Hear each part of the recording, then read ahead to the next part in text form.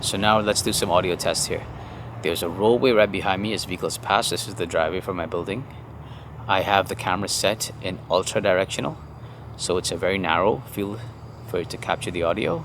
Let me just set this down here, and I want to see what happens when I come over here. Are you still getting my voice clear, or are you getting it clearer here in the center? Should be clearer in the center here, and then if I move over here, it should be softer. And if I come to the back, and that would be the benefits of having the ultra directional. Okay, on to the next. Now this is the super directional, so you should probably hear a car engine in the back, but it should be suppressed and it should pick up my audio a lot more, a lot better. I should have a bigger range, so as I come over here, it should still pick me up.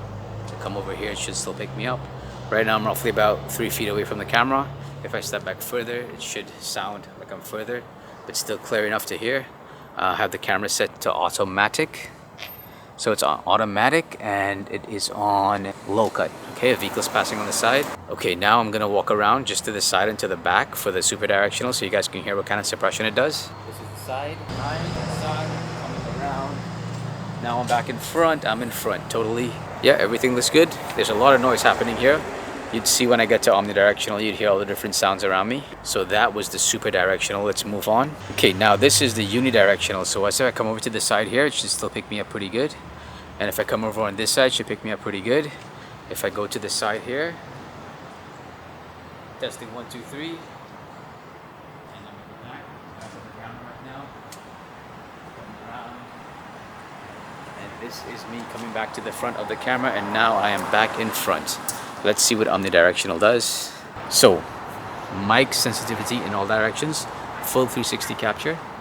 There's not much things happening now. There's some wind, some vehicles on the road, but they're pretty slow right now. It's traffic, so they're not really making much road noise. And if I walk around the camera, you're gonna hear my voice.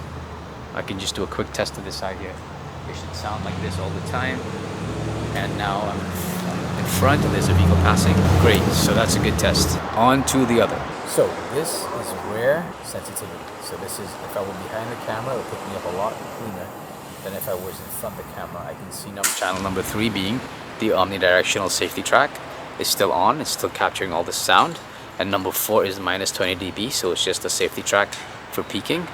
So I'm gonna walk to the back, you guys will hear me. Yo, yo, yo, yo, yo, testing 1, 2, 3. Yes, okay, I should have put that. This is the front and back audio pickup pattern. So basically you're capturing me, you're capturing what's happening behind. There's a car passing right now, so you should pick that up, just the ambience of it. The other settings switches those tracks, same pickup pattern, but just switches them into separate channels so that you can mix them in post. All right. Now this mic is not magic, but it is magical in the sense that it is a, how can I word this? It's a specific use case microphone, specific for challenging or changing situations and vlogging. I don't prefer it for in-studio work. I prefer it for stuff like this because I think this is where this microphone will excel. I have not heard the audio from outside yet, but when I do, I am pretty sure I will be pleased because I can look at my audio levels and see that it's capturing really nicely. This is the front and the rear pickup channels split to left and right. This is what it sounds like. And you should be hearing the road noise, but if I want, I can kill that road noise. So this is also maybe a good feature to have on technically if you're out vlogging with a friend, so at least you know you have those 2 tracks at all times, and then you can just literally clear that track if you don't want to hear that piece of audio. So you hear the front mic, or you want to hear the rear mic without the front mic, you can just fix that in post. So this might be a good track. I personally prefer to use the super directional more than the ultra directional because of the fact that it has a decent range in the camera lens as opposed to a very narrow range. The ultra directional might be more of a specific use case in terms of noisy environments. Now let's go over to stereo mode. Okay, and I probably, guys, forgive me, I probably said the same thing over and over a lot of times as I switched from different audio modes because I'm just testing the mic for you. So hopefully you guys can make a good decision when if you decide that you want this.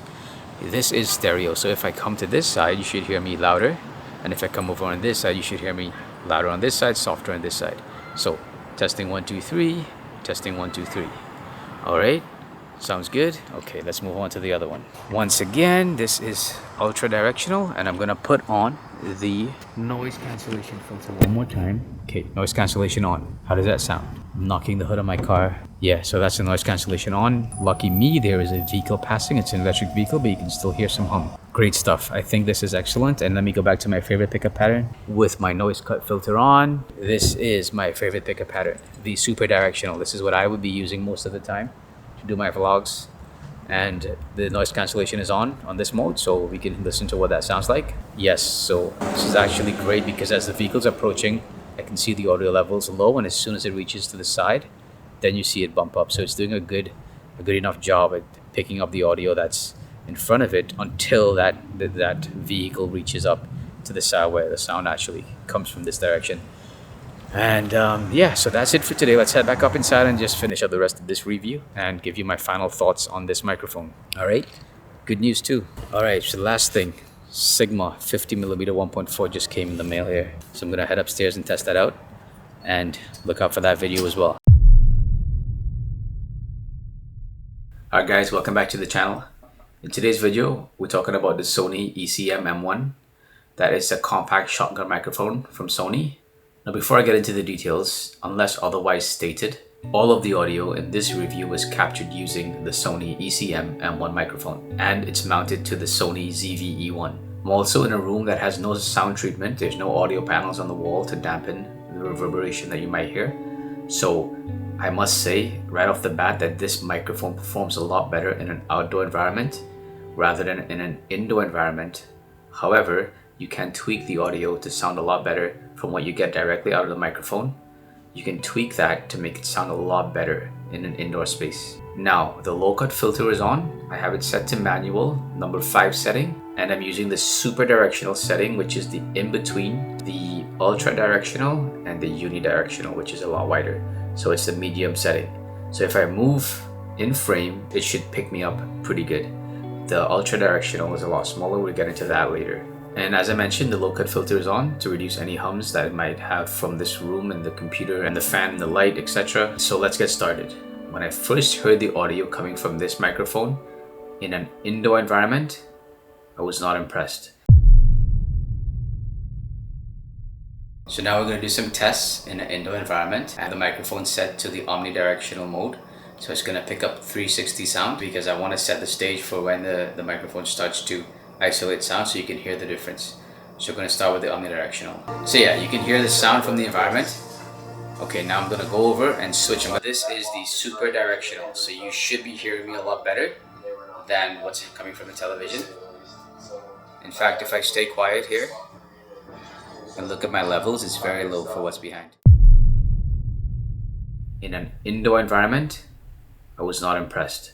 But when I did the test for the outdoor environment, that's when I really saw the true value of this microphone.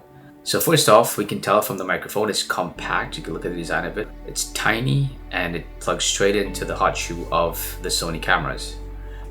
Now in the video description below, I have included the link that goes directly to Sony's website that shows you which cameras are fully compatible with this microphone and which cameras are basically partially compatible in terms of the analog signal being sent. So what makes this microphone special with the 8 pickup patterns is the beamforming technology. Basically, because of the locations of those 4 capsules, there's an algorithm in there and the microphone can pick up which direction, depending on the setting that you have it on, the sound is coming from, and use the other microphones to dampen external sounds. So it's using a lot of computational power. It's also a digital interface microphone, so when you plug it straight into the Sony Mi hot shoe, it's basically transmitting the signal straight into the camera onto the audio track. Another benefit of this microphone is no power, no cables.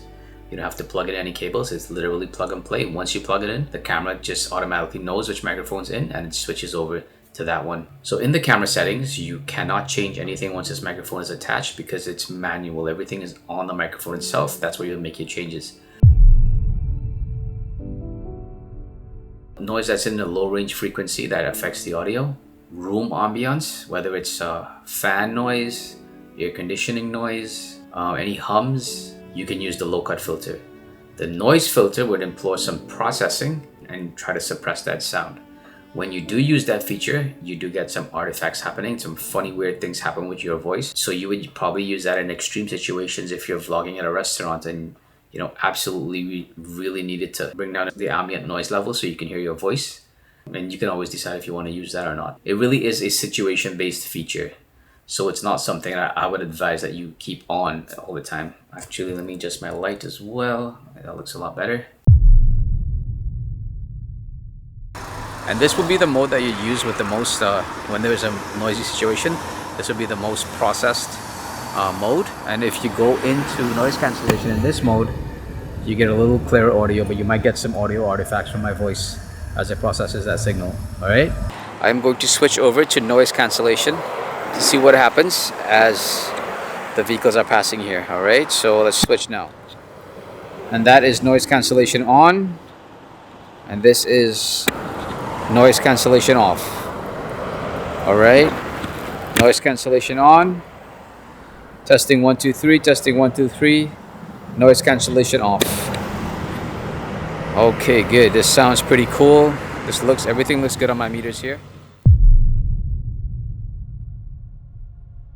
Okay, so we spoke about the connectivity. You know, slide it onto your hot shoe. It's a very quick process to just slide the microphone into the hot shoe and then click it down.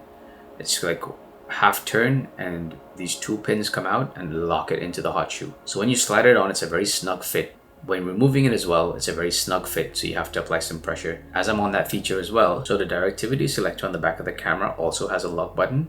So in the event that you bump that, it would not shift out into a different pickup pattern. That's a nice touch from Sony. Another thing about this microphone, for any challenging environments, it is dust and moisture resistant. It is not waterproof, it is resistant.